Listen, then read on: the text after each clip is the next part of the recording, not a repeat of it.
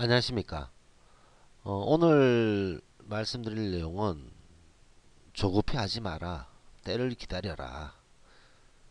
사실 현대사회가 엄청나게 그 산만하고 뭐 성급함 이런 것들이 많죠. 조급함, 행동주의 그런 것들이 이 시대를 휩쓸고 있습니다. 이럴 때일수록 조급해 하지 말고 때를 기다리는 자세가 상당히 중요하죠. 근데 정확하게 말씀드리면 이 때를 기다리는 것이 아니라 기회를 기다려라. 때를 기다리는 것이 아니라 기회를 기다려라.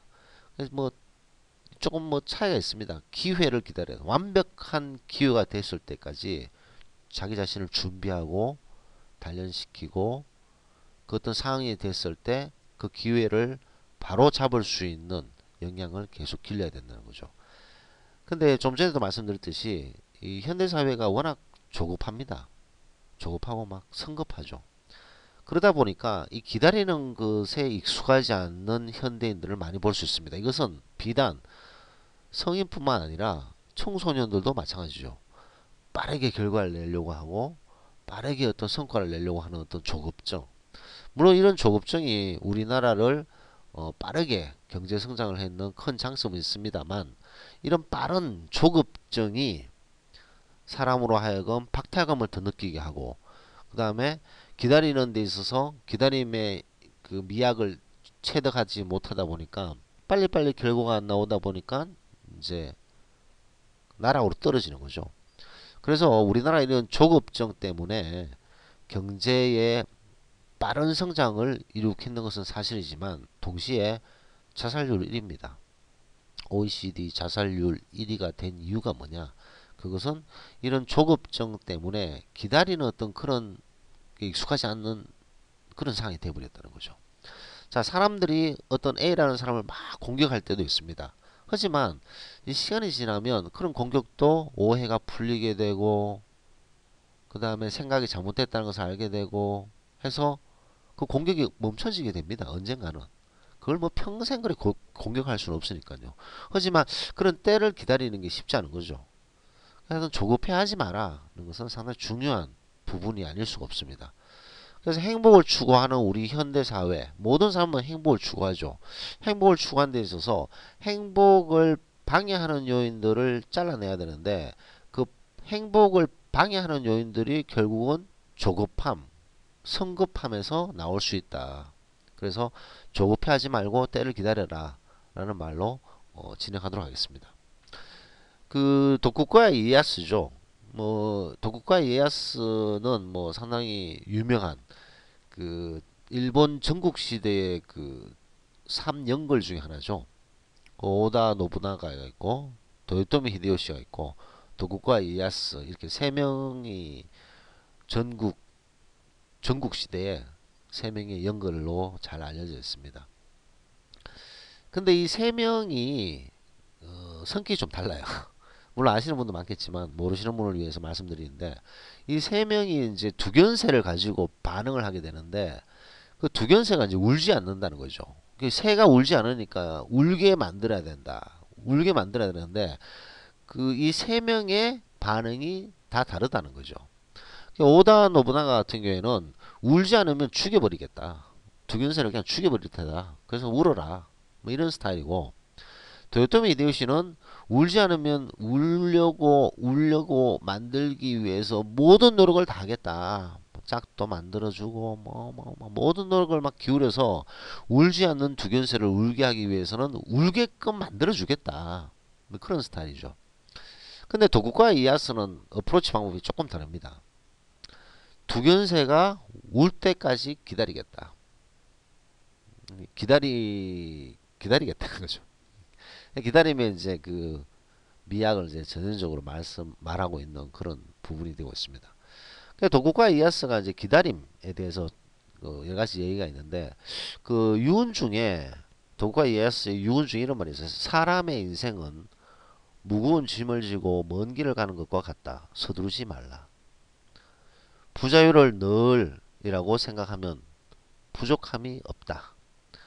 마음에 바람이 일면 공공할 때를 떠올려라. 가민은 무사장구의 기본. 분노를 적으로 생각하라. 이기는 것만 알고 있다가 지는 것을 알지 못하면 몸에 해가 된다. 자기를 비난하는 사람을 탓하지 말라. 미치지 못하는 것은 지나침에 이기나니 사람은 자신을 알아야 한다. 풀잎 위의 이슬도 무거우면 떨어지기 마련이다. 라고 도국과 이에야스가 유언을 남겼습니다. 기회를 기다려라. 기다려라. 서두르지 말라.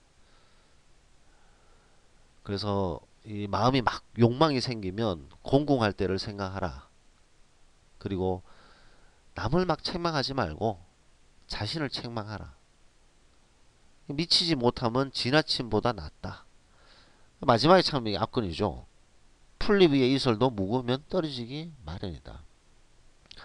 그래서 기다리는 것이 상당히 중요하다. 기다리는 거 때를 기다리고 기회를 기다리고 그랬을 때 준비된 사람은 그 기회를 바로 잡을 수가 있지만 그런 것들을 기다리는 미학을 체득하지 못했는 사람은 조급하고 성급하기 때문에 어떤 기회가 왔을 때도 잡지를 못합니다.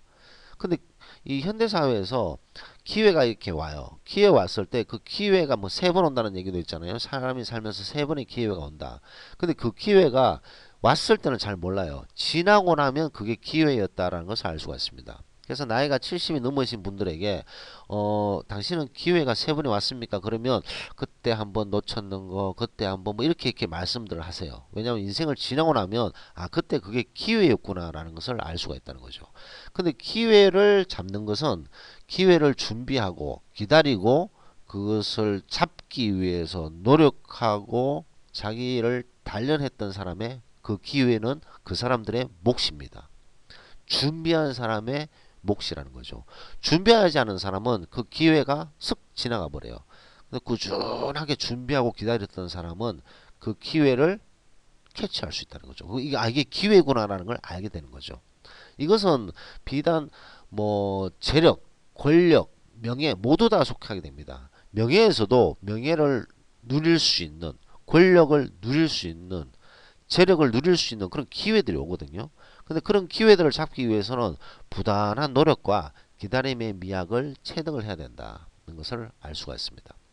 도쿠가와 이에야스의 이 그 유훈뿐만 아니라 이 때를 기다리지 말고 기회를 기다려라 이런 얘기에서 그 접목해서 하나의 책이 있는데 이 책은 그 당신이 원하는 기회는 아직 오지 않았다라는 그 홀륨 프리베 씨가 지었는 책입니다. 이 책 같은 경우에는 당신이 원하는 기회는 아직 오지 않았다. 완벽한 타이밍을 기다려라는 거죠. 완벽한 타이밍을 잡기 위해서 현명한 기다림의 기술을 얘기하고 있습니다. 그래서 이 사람의 어떤 그 배명자님이 옮기셨는데 여기에 어떤 핵심적인 전략은 바위 전략입니다. 바위 전략. 바위 전략은 뭐냐면 지금 조급하거나 성급하거나 행동적으로 결과를 빨리빨리 내려고 하는 이런 분위기가 지금 이 시대를 휩쓸고 있잖아요. 이런 거에 맞서서 자기 통제의 기술이 바로 바위 전략이기도 합니다. 어떤 변덕과 평온의 성공적인 조합이자 상황에 맞게 변화하기와 그대로 후기를 유연하게 교환하는 것. 그러니까 이 바위 전략이라는 거죠. 그래서 이 당신이 원하는 기회는 아직 오지 않는다. 이걸 좀 우리가 좀 유심해서 살펴보면 5개 장의 소제목으로 살펴볼 필요가 있습니다. 1장은 나는 지금 어디에서 삶을 잃었는가? 2장은 혁신이라는 이름의 환상. 3장, 4장, 5장을 보면 3장은 완벽한 기회를 잡기 위한 바위 전략이 있고 그 다음에 4장은 세상은 결국 조용한 사람들이 바꾼다. 막 조급하고 성급하고 날뛰는 사람들은 반짝하지만 결국에는 조용하고 준비하고 때를 기다렸던 사람들의 몫이라는 거죠. 그런 사람들이 결국은 세상을 바꾸게 되어 있다.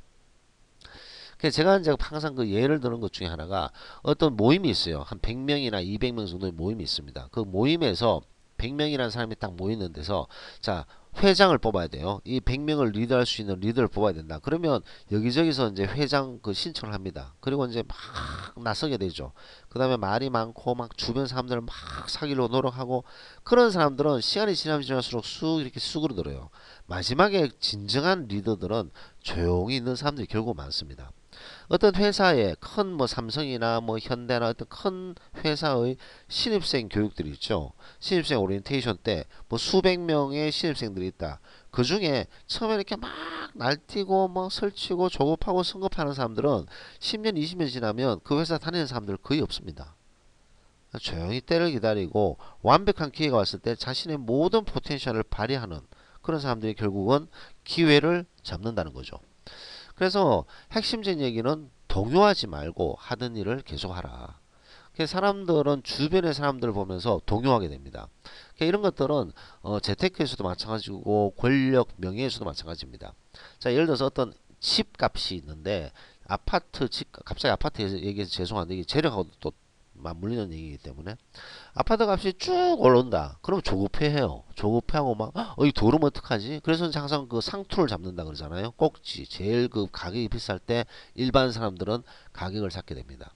하지만 정말 그 재력에 뛰어난 재테크들은 이 가격이 폭락을 하고 떨어지고 해서 오르기 전에 사는 것이 바로 그 재테크의 기본이죠. 권력도 마찬가지입니다.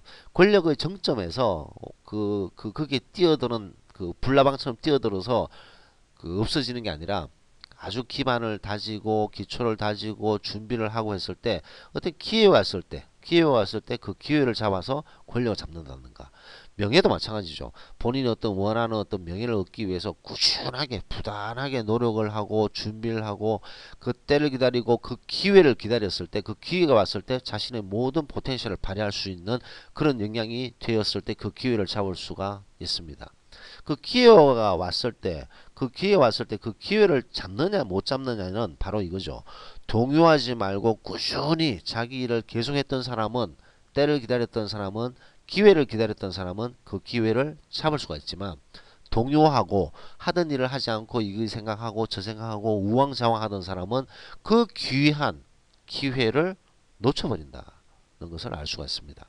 그래서 지금 현대사회에서 우리가 너무나도 조급하고 산만하고 성급하고 결과를 빨리빨리 내려고 하는 이런 문화가 우리나라의 고도 성장을 이룩하는 아주 뭐 빠르게 그 경제 성장을 했죠. 빠른 경제 성장을 했지만 거기에 따른 부작용은 지금 우리가 알 수 있듯이 자살률 1위, 계층 간 갈등 이런 것들을 우리가 극복을 해야 된다는 거죠.